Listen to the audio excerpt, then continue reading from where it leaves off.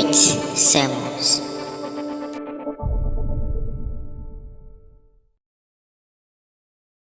It's as if the raw material that will be coming from the earth into heaven's sanctuary, that will occasion the many deliverances that God is going to be orchestrating in the time of the end, is going to be facilitated by prayer. The spirit of prayer, in a different measure, will be poured out, because that is what is going to be responsible.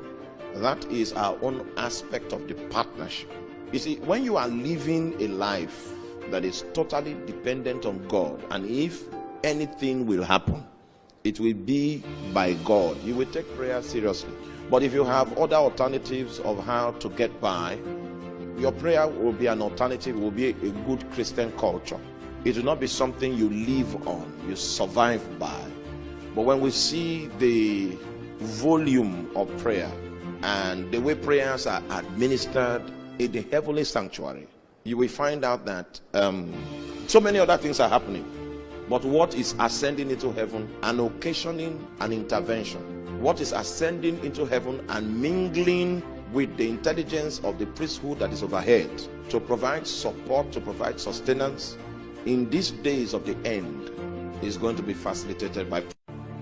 So when Jesus walked upon the earth, because he was now a man, he could interact with the Father, and then he could interact with this realm. Are we together now? He created a system of relationship to help him interact with his fellow people.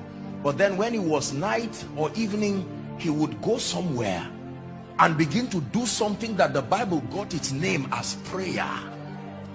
What is prayer? Why did Jesus pray? Does God pray? Why would God pray? What is he asking? Well, when God becomes a man, all men pray. Luke 18 and verse 1, he spake a parable to the end that men, when you are not a man, don't read that scripture, it doesn't concern you. But for as long as you are a man, these are not just scriptures, these are guidelines for dominion.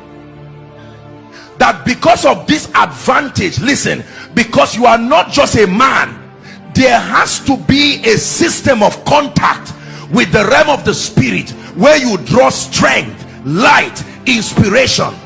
And that if you focus on this realm alone, you are starving another dimension of you. And the implication is that the realm of the spirit will superimpose over your life and your destiny. Sit down.